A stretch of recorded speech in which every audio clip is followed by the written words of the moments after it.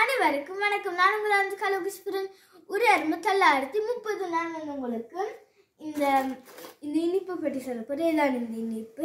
இதில் இந்த இனிப்பு வந்து 5 drops எழுதியிருக்கிறது. இது வந்து தேசிக்காயும் ஆரஞ்சு சுவையாகும். இதில் வந்து 175 கிராம் இருக்கிறது. இதோட கம்பெனி வந்து வோகி கம்பெனி. இதோட கம்பெனி வந்து ஐரோப்பாவில் இருக்கிறது. இது வந்து மிகவும் இனிப்பாக இருக்கும்.